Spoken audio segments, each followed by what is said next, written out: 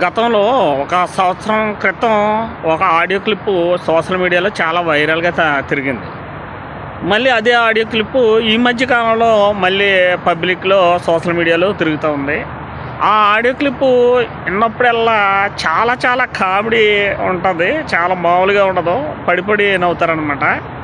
ఒక్కసారి వీలైతే ఆ ఆడియో క్లిప్ని మీకు కూడా వినిపించే ప్రయత్నం చేస్తాను. మీరు ఆ ఆడియో క్లిప్ విన్న తర్వాత అవతల ధమ్కిస్తున్న వాడు ఎవడు, తర్వాత ఇక యువతల మాట్లాడుతున్న వ్యక్తి ఎవరో మీరు గెస్ట్ చేసి వాళ్ళ పేర్లు చెప్తే కనుక మీకు తగు గిఫ్ట్లు కూడా ఉంటాయి. ఒకసారి ఆ ఆడియో క్లిప్పు వినండి ఒకసారి.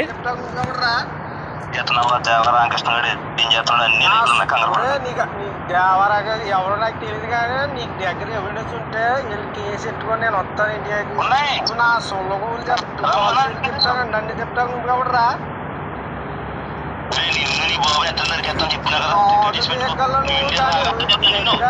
నీ దగ్గర మీ ఆవిడ ఫోటో ఎడిట్ చేయండి, నేను ఏమైనా ఎడిట్ చేయండి. నీ దగ్గర ఆధార్లు ఉంటే కేసు పెట్టుకోరా.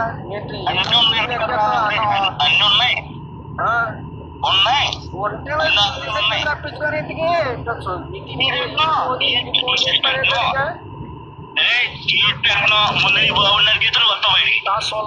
ఇంటికి రా. గన్నవరం వచ్చి తిరిగెళ్ళరా, నువ్వు గన్నవరం వచ్చి తిరిగెళ్ళి పూజ చెట్టుకురే. నేను ఎలా మాట్లాడుతున్నాను, మీ దగ్గర ఎవిడెన్స్ ఉంటే మీ ఆవిడ ఫోటో నేను ఎడిట్ చేసి ఉంటే నువ్వు తీసి పెట్టి ఇంకా వస్తా.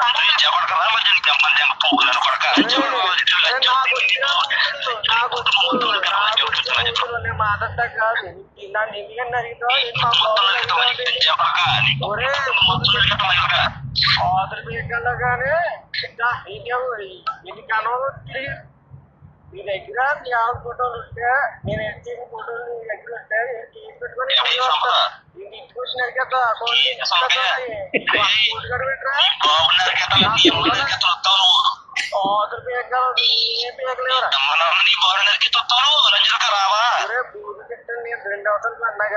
నాకు అలా పెట్టడం ఇష్టం లేదు.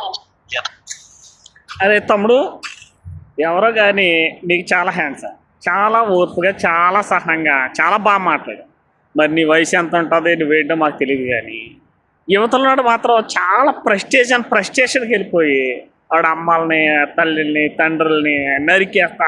ఇది వెనకాల ఫ్యాక్షనిజం బ్యాక్గ్రౌండ్ ఉన్నట్టు ఆడు మాట్లాడే మాటలు ఫ్రస్ట్రేషన్కి వెళ్ళిపోయి, ఎందుకంటే అంటాం కదా, ఏమి పేకలైనడే ఎగిరెగిరి పడుతున్నట్టు ఆడి కథ. కానీ హ్యాండ్స్ చెప్తాము, చాలా బాగా మాట్లాడు.